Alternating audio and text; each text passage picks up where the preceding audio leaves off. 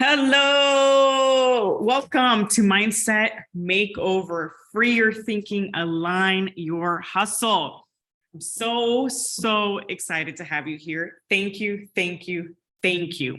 We together are going to crush 2023, crush it. And we are going to take you from where you are now to the next level. Get rid of everything that's stopping you, all those limiting beliefs, mindset, all of that. That's what we're going to do together in this hour. And I'm so excited. So what are we going to cover today? We are going to talk about what is a fixed mindset? What's a growth mindset? What does that even mean, those terms, right? How is that stopping me? And the thing is, if you're a high achiever like myself, I know you can have any goal you want. I know you can do everything. Everyone looks up to you, everything. But I know deep inside of you, you want more. There's something else you want for this year that other people probably don't even know about. And you want to get there, but your mind, it's your mind that's stopping you, but you can do it. So I'm going to talk about how you're going to go from fixed to growth. Then you're going to learn a little bit about me, how I got that growth mindset and how I created that for myself throughout my whole life. And then close off with any contact information if you want to continue, either more information, more tools, follow me, work with me, whatever it is. So I'm really excited about being here. So to give you a little bit of introduction first about me. So I'm Dr. Esther Zeledon. I am a coach specifically for high achievers. I have an Instagram account called Be Act Change.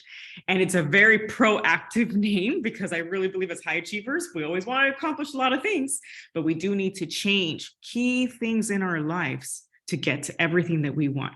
To go from achievement to fulfillment, we've got to do these little small tweaks, which we'll talk about. So let's get started. So excited. Normally, I'd be pumping up music back here, but Zoom has its restrictions. So just pretend there's music and we're partying together here. Okay, so let's start. So what is a fixed mindset? So it may seem counterintuitive because you're like, wait, I'm a high achiever. How can I possibly have a fixed mindset? I mean, I get every single goal, every little thing, every check mark that I want, I take. But this is the thing, a fixed mindset means that we believe that our intelligence is fixed, that we are born with innate activities, that the intelligence, that we have only certain skills, but that we have this, even though we've set all these high expectations from ourselves, that it's limited. So for example, if you're like mechanic, you're like, well, that's the realm I know, I'm going to be perfect at it, and that's where I live, right? So we think we're fixed in these pillars, in these silos. And then we also think that we're born with it, we're this, and then we become super great at that one thing. Right? At that one thing, we're like, yes, this is my sphere. This is where I belong, right? And that we cannot change it, that we cannot grow past it. But this is the thing, right? So then we become perfect, right? At a couple of things. And since we became perfect at those couple of things and we've gotten rewarded for it for our whole entire lives, pleased about it, everyone's been looking up to us. Now we're scared. Because maybe we want to do something else, but because we stayed in this one lane, we're scared to try the other lane. And then we're like, but I'm not an expert in that other lane. I can't go there. I can't do that. I'm not an expert in this. Or for example, let's say you don't even have a social media account. You want to open it. You're like, I've never done video. I don't know how to do Instagram. I don't know how to do this. I'm really good at X. I can't go to Y. So that's the fixed. And we think we only have certain abilities and that there is no room, right, for improvement. But that's the thing, there is completely room for improvement. And that's where the growth mindset comes in. The growth mindset is that we can grow and learn new things. The thing is that we forgot that. As high achievers, to get in that one lane and be perfect at that one thing, we were at one point, having that growth mindset. At that point, we did do steps and we did do things to get better at that thing. But then we come to believe that that's the only thing we can do. But growth means, the growth mindset is that, no, you have unlimited potential. You can learn any other thing. You can take on that new challenge. And the other thing is that in the fixed, we think failure is a representation of us, right? If we fail at something or we have a setback, that's because of us as individuals, rather than it just being an event. You know what? Okay, you didn't do great in that thing. That's okay. You learn from it. But it's not a failure of you, right? It's part of growing. And that is the difference. So a fixed mindset thinks that everything is like this, a linear growth. But actually, growth is like this. It's spiraling up and down. You go down, you go up, you go down, you go up, you go down, go up. But as high achievers, we're used to this type of growth. We're like linear, climbing up the ladder, made all of our check marks, right? Because it's predictable. Check marks are predictable. I do X school, I do X check marks, I do this, I will get here, right? Or promotions, I do these 5 things, I get here, right? So we're used to seeing growth as this. But growth for the things that we really want out of life, for fulfillment, for our purpose and our stuff, is like this, because it tests us, right? We gotta go outside of our comfort zone. We have to push, right? Out, even with things that maybe don't have a set, steps and check marks. So it's like this, and we're not used to that. And that makes us uncomfortable because we don't have control over it. But to slash your goals for 2023, gotta push from that fixed to growth. Okay, gotta push it. You gotta get a little uncomfortable. It's gotta be beyond the check marks. It's gotta be what inspires you inside, and it's gonna be a little uncomfortable. And we gotta fight with these mindset obstacles we have. But I'm telling you that once you do it, it's just a daily practice like everything else, and you can. And with time and with practice and with step by step, it's gonna become more comfortable. Okay, so right now I just gave you a lot of terms. I just threw a bunch of information at you. I went from explaining to you what fixed to growth mindset, what it means to then have like this resilience to get what you want, to do all that. But now I'm going to give it to you in a context that you can kind of relate to, right? So I'm going to share, but to get into that, I have to share a little bit about who I am in my life. How did I get there? So, as I mentioned to you, I am a high achiever just like you. So how did I become a high achiever? How did I become fixed? So this story starts when I was like young, 2 years old.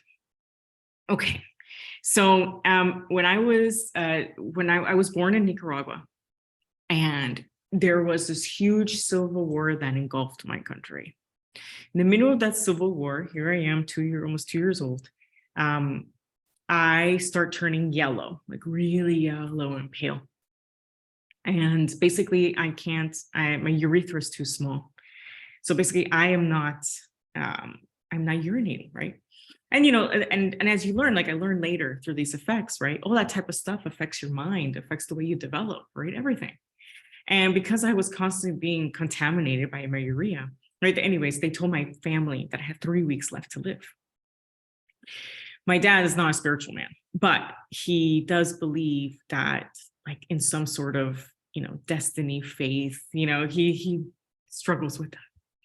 So he decided, we need to play the lotto, right? I mean, out of desperation, right? He's like, we're gonna play lotto, because the only place that they can treat me is in Miami.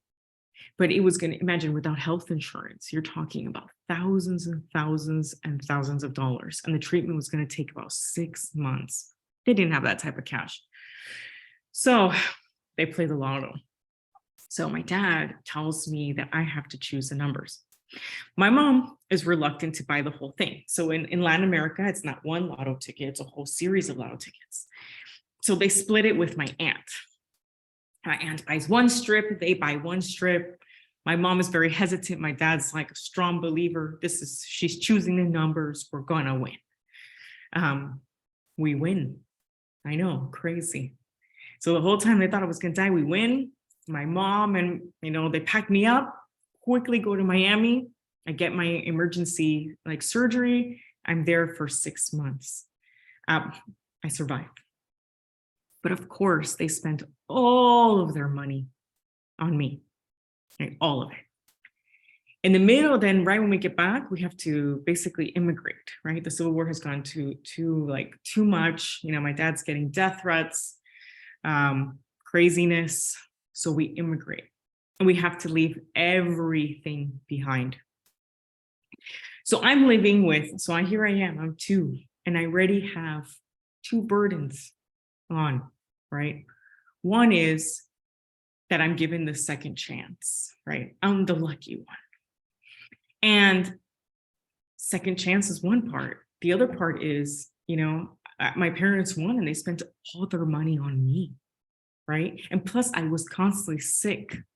So I was a burden, right? I felt like a burden because I was constantly sick, and they had to go and sacrifice everything. And then I felt a burden financially, right? Because they could have used that money to immigrate, to go to be able to pay for their studies, do their thing, right? But because of me, that's how I interpret it as, that I was the event, right? That I caused all this. So I grew up with that in the back of my mind. So that made me become a people pleaser, very quiet. I had to be perfect, right? I had to be the perfect child. And the last thing I wanted to do was burden them in any other way more. Does this sound familiar to you? And I had to be a fixer. So I already had that, 4 years old. So when we immigrated, right, we lived in California for a bit, and then we came and we went through that horrible earthquake. And then we moved to Florida, and my mom is big and pregnant. My dad had lost his funding for school. He had to go back to Nicaragua. We come to Miami. My mom's working nights at Walmart, even though she had finished her MBA. It's the immigrant experience. And so my dad was gone. My mom was working nights. My brother was young, right? I'm helping her with my brother, helping my grandma, right? She came to live with us. We had to live at some point with family members, right? We were poor. And I remember being very quiet as a kid, right? I didn't want to speak. I didn't want to cause any fuss. I just studied, right? And I was labeled the hard worker, right? Because I was just a hard worker. I was just like, you know what? I need to do everything to help them. I need to be perfect in school. And I need to just not squeak anything and not say anything, not argue, not anything. So I just went, June, work hard, work hard, work hard, work hard, work hard, right? That's the thing that I knew that was important to them. So that was what I was going to execute, right? And so I created little plans. That's what I'm going to do, this is what I'm going to do, this is what I'm going to do. Okay. But, there was always a side of me that, would look at things in an angle, but I silenced it. Because I needed to be these things, right? I silenced who I was. I also silenced my suffering. I had having to be perfect and constantly people pleasing and fixing everything gives you a lot of anxiety, and you start to picture, I started then, society, right? What was perfect for society, right? Then it became I can't be a burden for society. So what do you need to be? Oh, you need to find a partner, and you need to have a partner that you do stuff with, and that's what you're going to do. So in this picture, here I'm 10 years old, my science experiments, perfect student, great. So now we go into my teens. My teens, though, that's when my anxiety gets a lot worse, right? Then I'm here. Okay, then I had the pressure of, my sister had dealt with a lot of this similar burdens, right? But I had her shadow. She got a full scholarship to a school. She also had similar pressures. But now I'm like, oh my God, now I have that. What was different though, right, was that, remember, I was the sick one, the weak one, and I didn't speak, right? So no one knew I was smart, right? Everyone was just like, she's a hard worker because I didn't speak. While my sister was like, the powerful one, you're going to be successful, right? Which is its own burden on itself, high achiever in a different way, high achiever pressure to like, you're the one who's going to be president and things. But I was like, oh, I need to like live up to that. On top of which, I wanted to live up to everything of society, right? Remember, so society mean you had the perfect boyfriend, you had this, that. So when I had the boyfriend, I was like, okay, I look back at those letters now, and it was so systematic how I write them, right? I was all about like, we're going to go all the check marks. We're going to go to college together. We are going to study this. We are going to buy X house, right? Everything that society tells you you're going to do with someone, like, no romance. It's crazy when I look back at that now. It was like no personality in there. It was just like, we are going to do all these things. And of course, I ended up pushing him away from all that pressure, right? And so then when he broke up with me, I reached my ultimate low. And at that time, people interpreted it as, she's reaching her all-time low because she's immature. She thinks love is this fantasy and she's immature, right? But what people didn't see, and again, this is what I'm talking about, high achievers suffer in silence. So people didn't see is that the majority of that suffering and that feeling was not about the loss in the love. It was about, I was no longer perfect.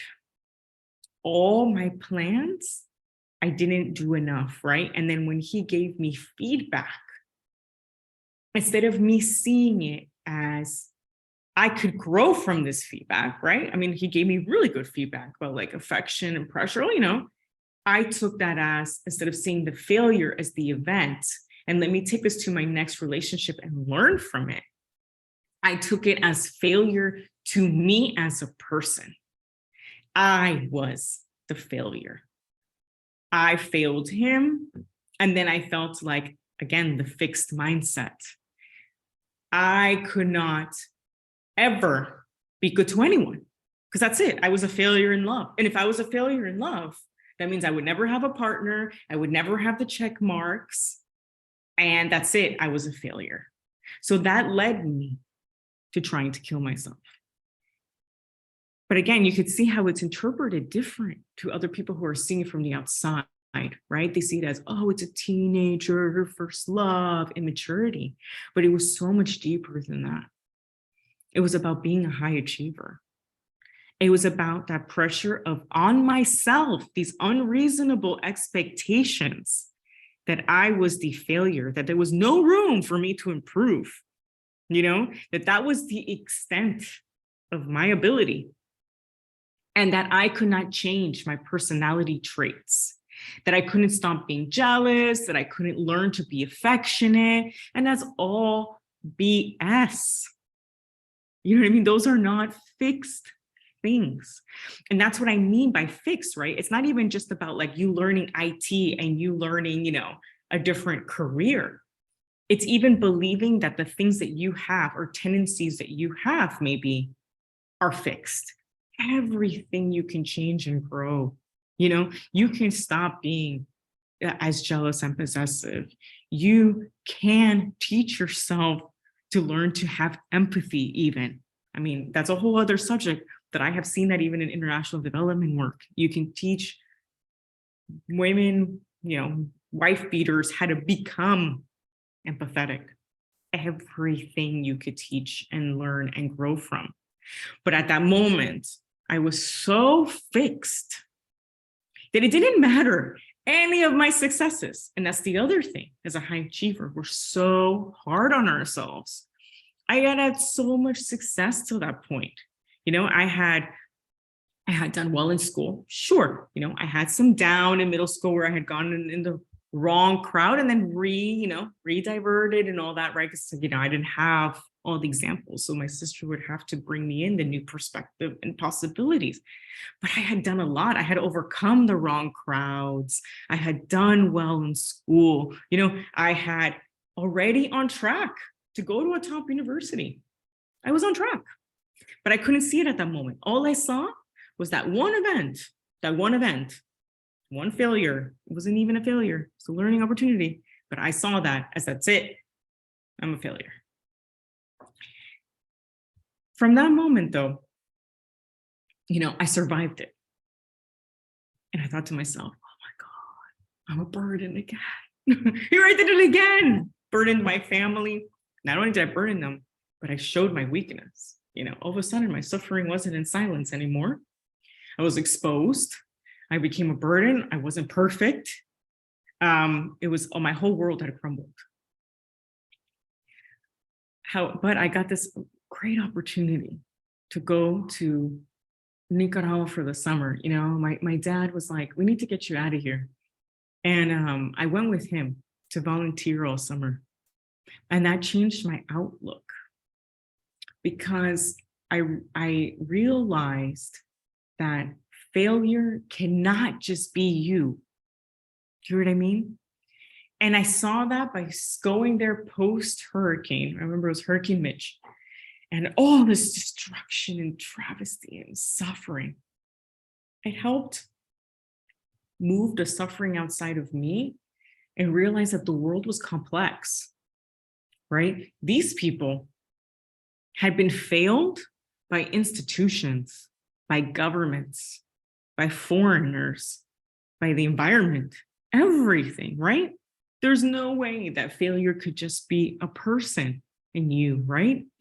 They were struggling, and not in silence, very openly, right? And the vulnerability, I admired the vulnerability, right? They were vulnerable. And then I was there and I could actually do something and help, right? And then I felt at that moment that I could still be worthy of something, right? That I could learn from it. I could learn from their experiences. I could fix something. I as a high achiever, I'm a fixer, right?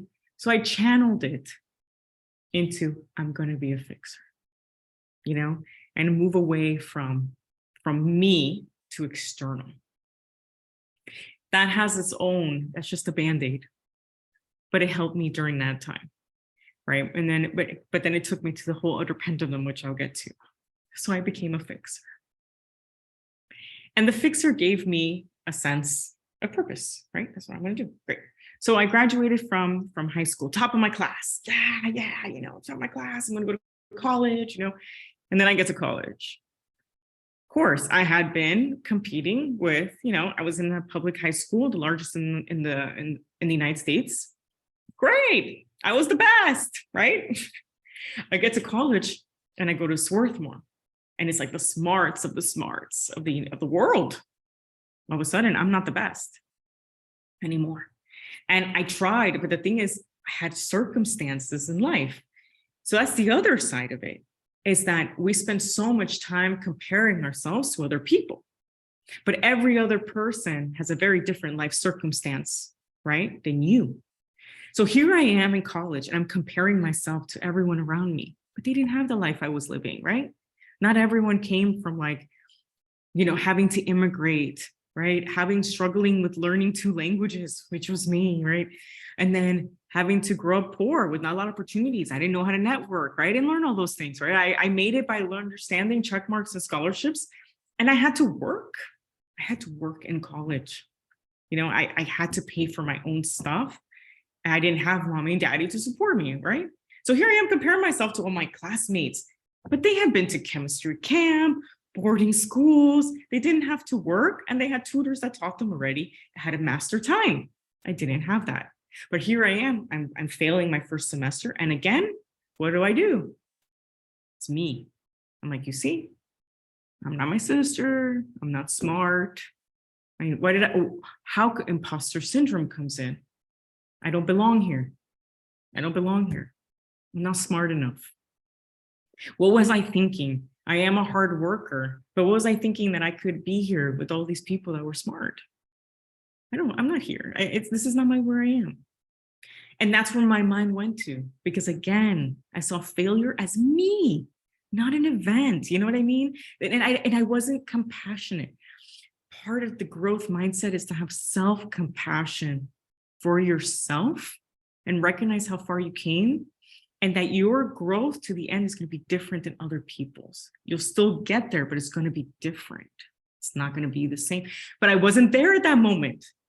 But I had two options, and I remember sitting there and going, well, I'm in this situation that if I quit right now, I will both disappoint myself and disappoint my family.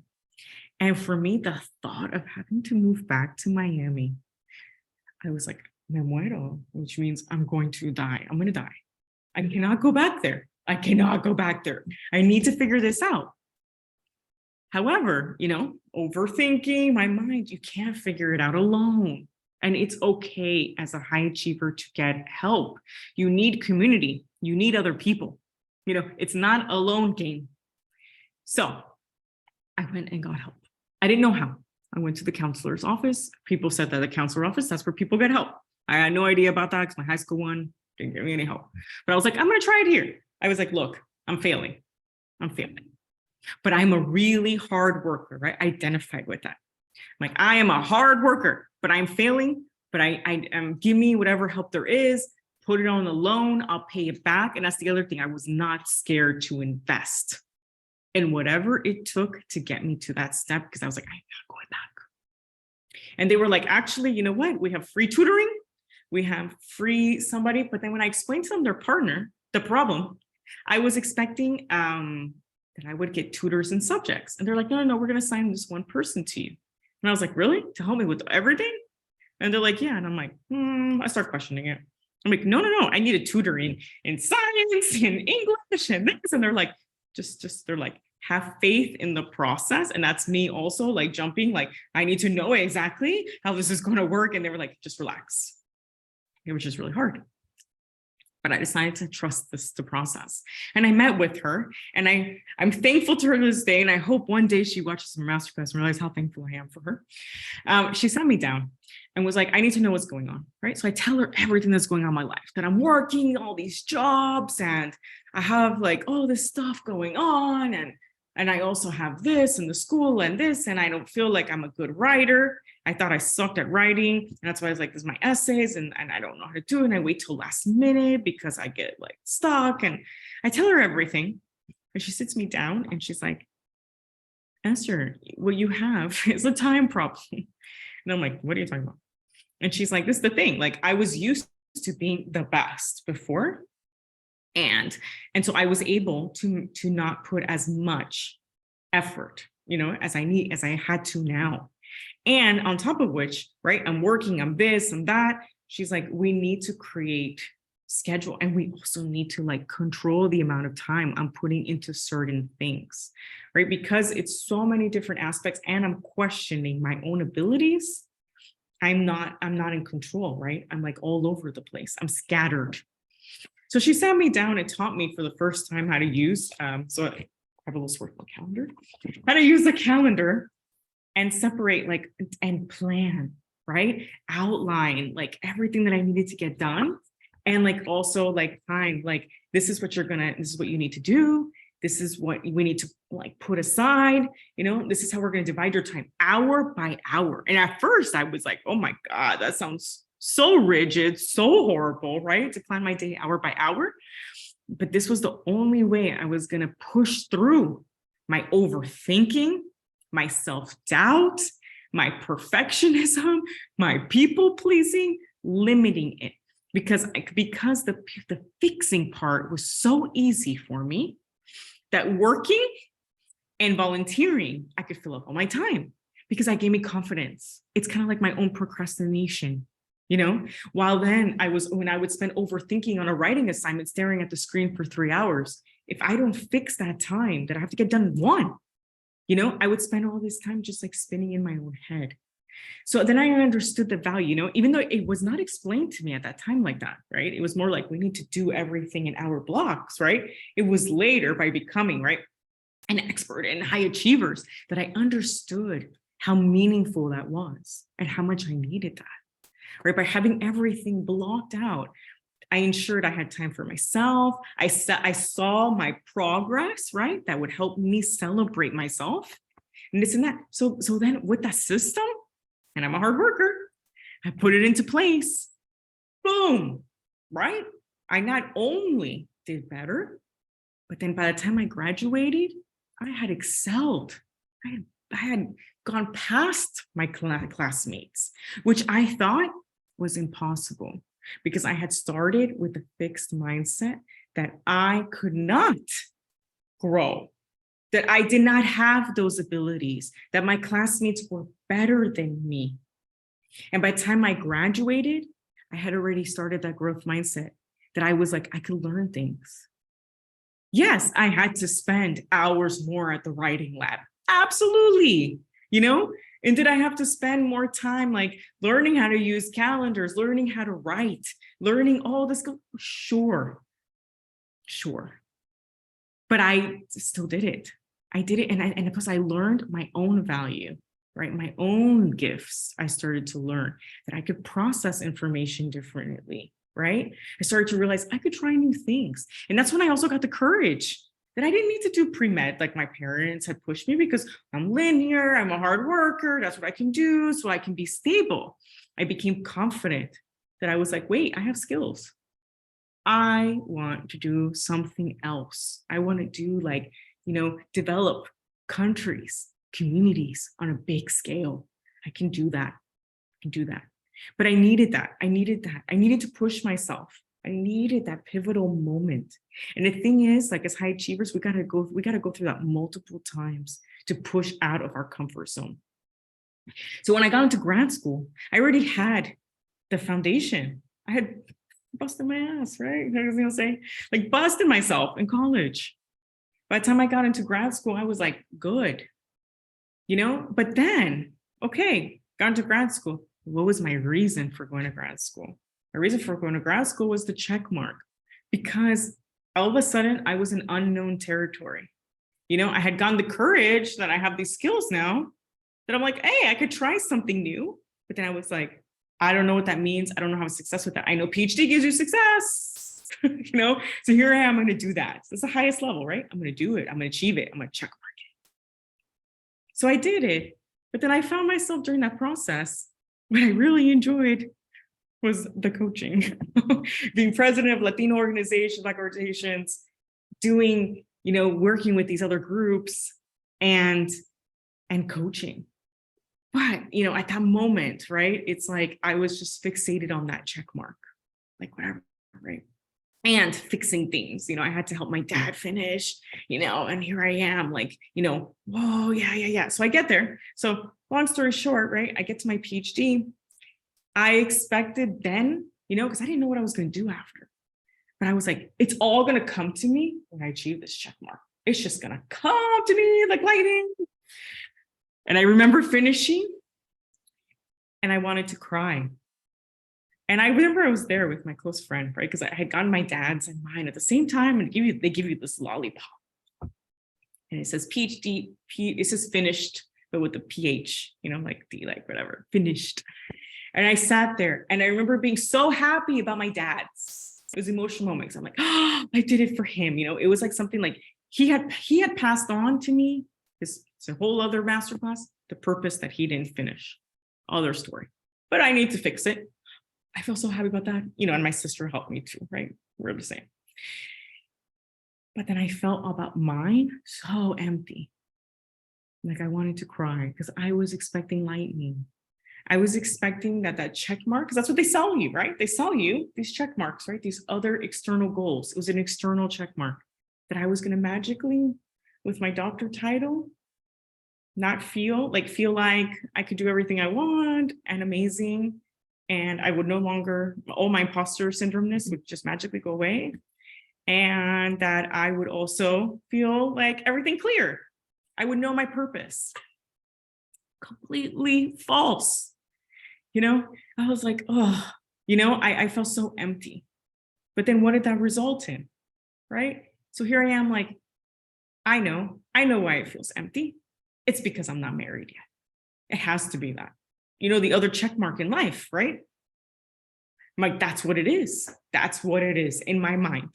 So I was still kind of in that fix, right? I'm like, I need to get married now, and the other check mark, because that's what society tells you, right? Happiness comes from check mark, marriage, and then, whatever, the job and all that stuff, right?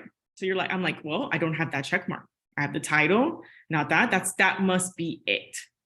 But then what you can see, you already know where the story is going, right? So like, I meet someone that has the check mark, similar family, everything. I'm like, great. He tells me to get married. Sure, of course, it's check marks. And then same thing, we get married, a couple months goes by, and I find myself again laying on the floor, staring at the ceiling. And I already knew signs, like I was going to falling into a depression, right? Because I'm very organized. And all of a sudden I lived in a super messy apartment and I didn't want to organize it. I lost all motivation for anything. And I remember staring at the ceiling going, I was sold a lie. Like, here I am with the doctor title, married, and I am so empty and so unfulfilled. I have high achievement. Everyone looked up to me. Everyone thought my life was perfect. Again, I suffered in silence. I didn't tell anyone. I hid anything that was happening in our relationship. I kept it internal, and I didn't want to show anyone in the world that there was anything wrong, because everyone looked up to me. How could I be vulnerable? How could I show them that when so many other people are suffering and have these lives, and they're looking at my life? And then I felt like by showing silence, I'm being ungrateful. Here I am. I got opportunity. I studied. I did these great things. I should be so grateful, right? So it'd be the worst thing for me to be like, oh. So I suffered in silence there.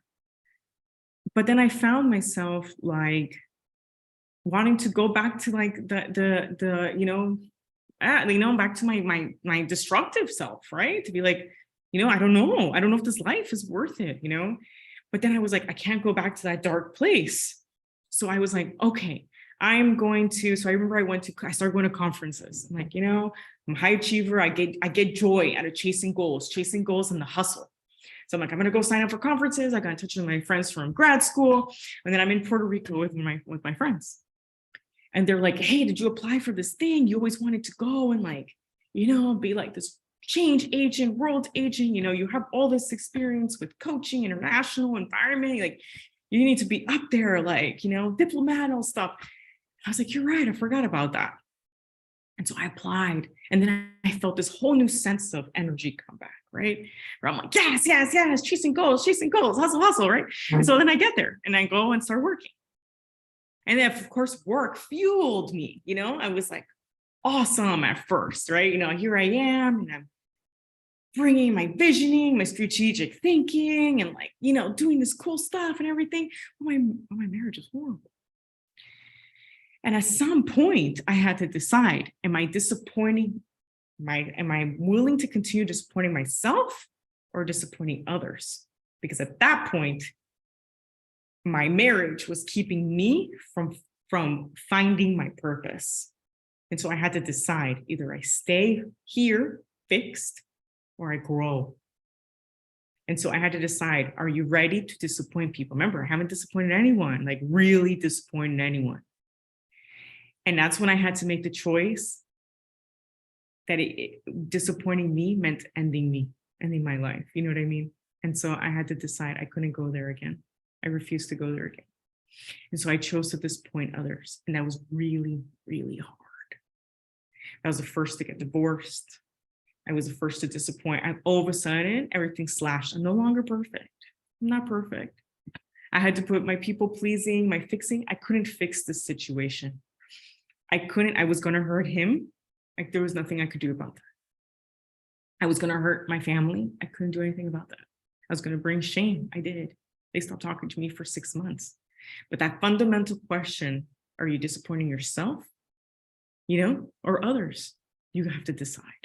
You can't have it both. And so many of us high achievers want to ride that middle constantly. We want to ride that middle. We want to be like, make everyone happy and ourselves. You can't. You can't. You can't. You end up having to go through, you have to first break it completely, and then it'll come back. But you have to shatter it first to be able to even go back to the journey where people actually know who the real you are, and people who love the real you will come back and be in the middle. But that takes that moment. So I do that. Fantastic. I then meet the partner that I actually wanted, and the partner that I actually wanted and really wanted, got to know myself. What do I actually want in someone? What do I want out of a relationship? Not the check mark. The marriage didn't matter. It was about finding a partner that I wanted life with, not the check mark. And once I switched to that mindset, that actually I could find that one. So that's the growth. I could find it. I could take on that new challenge. And that I had to make changes within myself to find it and take responsibility. The fixed mindset meant I'm only meant for this type of person. And that is not true. You can have whoever you want, but it does require changes. It does require you to change who you're dating and how you see things and how you see the type of people you're dating, right? I used to have this phobia of like, oh, I can't be with someone with kids. And that was like fixed, right? I had this like idea of what that meant, right? Because it's not perfect. Come on, this is ridiculous. But it was my mindset. And until I got out of that it's like, who cares about his situation? What are his values and his purpose? Does that align with mine? Rather than, does he have X, Y, Z check mark? And I see so many people and so many of us, we do that when we're looking for people check marks. And then fine, you find your check mark and 10 years later, you're like, our purpose doesn't align. That's huge. It's problematic. Your purpose and what drives you doesn't align, it's not going to work. So that required growth too. And once we went through that, I was like, okay, this is what's going to happen. It's not going to be easy, but this is what's important to me, not externally, right? Everyone was like, oh my God, it's going to be really hard for you. Fine, but this is what's good for me. And then when I get into the workforce, fine. I go more into the workforce in my time online or masterclass if you're interested about my whole work journey. But basically, long story short, as I get into this career for more than a decade, right? Great, and I'm helping local organizations, communities, countries, right? A lot of what I do, high achievers, but more on a larger scale, right? Doing diplomatic service. But same thing, I entered that and there was all these things of what limiting beliefs and what women and Latina women could do, right? And I started believing that. And it took me halfway through my career going, no, why am I reverting back to that fixed mindset? No, I can learn all these different stuff. I can be a director just like you. And I can have a whole vision. And what actually we're doing right now in development, I don't agree with. And actually, I can push a whole new initiative and a whole new strategy and have those skills. And I proved it and I did it. But it took me to switch to that and be like, I don't need to do the status quo. I don't need to do that, right? And so I switched it. I got there and it took that, right? And I made all those goals. But that's the whole thing about this whole lecture today, is that to make those goals, you got to do that switch, right? It's not just like, I'm going to get that director position just because I do XYZ check mark. No, I had to believe it, that I belong there, that I'm going to learn from it, and that I'm going to have this vision of 5 years. And it's okay if it diverts a little bit. And every time we go down, I am not the failure. You know what I mean? It's constant testing and learning. And I grew a whole team and it required testing. Sure, tons of mistakes along the way, but so many successes. And I created a system of celebrating my successes, documenting them every week and celebrating them every quarter. Because when you're doing something uncomfortable, self-doubt comes in and starts taking over. And you have to have systems in place to counter that, to make it to where you want to go. But then when I made it all the way there, again, who was I doing that for? Great, I proved myself that I can grow in the workforce, but then I had to question myself, do some real internal, right? Coach myself. I spent all my time coaching other people.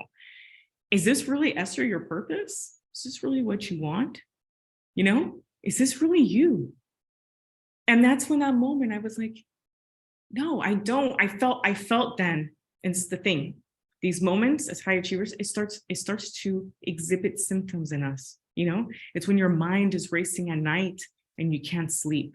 It's that suffocating feeling where you're like, I want more and I don't know why, and at that moment, it's even more compounded because I had huge house, director title, kids' school paid for, diploma. Oh, I had everything that so many, I'm talking majority of people are like, oh, large salary, right? Everyone looks up to. Everyone sees and wants and desires, and it was my parents' like glory, but it wasn't mine. I felt I wanted more, and every time I would talk to my colleagues about it, they're like, "Oh no, you're being like greedy. No, you're this. No, you can't leave this. This is stable. This is the dream, but it's not my dream." And that's what I mean. If for 2023, if you have a dream that's like different than other people's dreams, you still got to go for it. You got to go for it. You got to fight your mind, and you got to be confident of where you want to be, and you got to know your purpose, because when you actually know it, you will cancel that noise. And I knew it. I wanted more. And not more in terms of check marks, more towards me and my legacy. When I died, and I have a separate masterclass for that if you're interested, the legacy masterclass on my thing, where I talk all about your legacy and your obituary and how do you know what that is, that point. But like, I knew what I wanted my obituary to say, and it was not ending in that job, right? And so I left that job, and I left my job with nothing. Like, I didn't have anything lined up, but I did have that growth mindset in place where I was like, I don't care if I don't have anything in place. I can learn it. Not only will I learn it, but I'm going to do great at it. And I'm going to have full systems in place where I'm going to learn. I'm going to start from zero. And every week, I'm going to look how I'm improving. I'm going to get on video. I'm going to do everything. I had never done this before. But I was like, I am going to do all those things. And I know in the beginning, I put realistic expectations on myself. It's not going to be perfect the first 2 years. It can't be. It's going to be like this. I'm going to measure improvements. I'm going to measure it. I'm going to success it. I'm going to fight the self-doubt every day. And my imposter syndrome, F that, because it's my purpose. I'm on this planet for it. So I am not going to listen to that voice. I'm not going to overthink it, because it's where I want to be and where I want to go. And that was my best year of my life. The best year of my life was finally, I stopped pleasing other people. I followed my true Zen, and everything fell in place. But I stuck to it.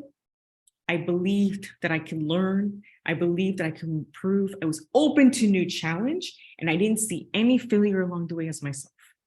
I saw it as, hey, everyone around me has been doing it for 10 years. I just started. That's cool. But you know what? For someone who has just started, I've done pretty amazing. And I told myself that every day, and reminding myself, and that's what it takes. You have to remind yourself every day how far you've been, how far you've come. How much you've gone from like leaving to this, and as you talk about it with other people, they will come around, but you don't need their validation. The only validation that matters is yours, and legacy is yours. And that's the thing, right? So when I tell you like the barriers, and this whole talk, I kind of, I talked about in between, is that when you understand your purpose and where you're going. So when you're doing your goals for 2023, I want to make sure that your goal, the first question to answer yourself, and I want you to take a piece of paper, and if you need to pause right now, is this goal for you, or is it for someone else externally? That is the first question, because if it is for someone else or external, it's going to be really hard. I'm not saying you can't make it, but it's going to be hard. Choose a goal that's for you. You can still have a second goal that's about professional. And I'm going to share with you this tool I have, but make one of your goals for you. Your purpose, your intention, you're that moves and inspires you, because that is how you're going to fight those barriers. So overthinking, as high achievers, we struggle with it because we're scared of failure. So every time there's a decision to make, we're scared of losing it all, right? We have a status to maintain. We're perfect. Where people look up to us, we fix things, right? We cannot make a bad move, but then that paralyzes us. And then we're overthinking. But if you're clear on your purpose, the overthinking, you can shut it down, because you're gonna be like, this is my purpose, this is who I am, this is where I want to go, and this is what moves me. So when you're overthinking, be like, is this aligned to me? Is this aligned to me? And if it is, then you're in the right place.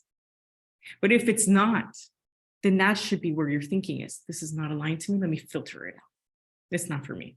And the thing is, as high achievers, we get super excited because we love opportunities. We love goal setting, right? So people come to us with tons of ideas. And then we get excited and we want to jump on every opportunity, right? Because we love chasing, we like the hustle, but you need to align your hustle. That's what I mean in the beginning. You need to align it. Your hustle needs to be aligned to your purpose, right? You got to keep focus on that. If not, you're going to be doing 200 ideas, fixing everyone else, but not, again, slashing at the end of the year your goal. If you actually reflect on 2022, so many of us do so many things for other people or start 100 projects because we get so excited, But what matters is whatever you choose for 2023, make sure it's the one thing for you and that you're going to stick to, that drives you. Because if it's your purpose, it's not work. You're going to love doing it every day. It could be anything. So that's overthinking, perfectionism. Because we're high achievers, we get rewarded on it.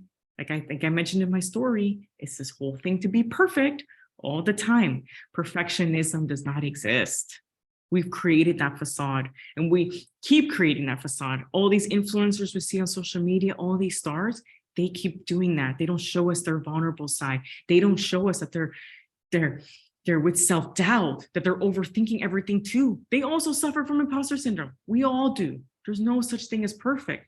But since they're just like us, they're not showing us their vulnerability. So every time you're looking to the side, remember, they're also suffering in silence and not showing you. And perfectionism is a time sink. Not everything requires perfectionism. You need to think and be strategic about what requires perfect and what doesn't. Because if you're trying to be perfect in everything and all day, you're going to lead to overwhelm, exhaustion, and burnout. And I know a lot of you know what I'm talking about because we suffer through that. And if you want to slash your goal for 2023, we need to minimize that. Because the minute you go to overwhelm, burnout, and exhaustion, that's when you lose momentum. Because you have to rest. You have no other choice.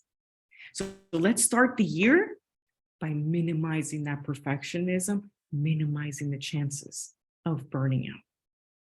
Self-doubt. I think I mentioned throughout the thing, I doubted myself many times. And self-doubt is that voice in our head. It's like, you don't belong here. Look at that person next to me. They're so much better than me. I can't do this. My video sucked or anything. Or like, I can't get that. Or, I'm not as good enough. Look, you have a gift and you have a value. And you've had it since you were a kid. You gotta have things in place to fight that self-doubt. Celebrate every day, whatever it is. It's very personalized to you, but that's what you gotta do, And these are the barriers that we have.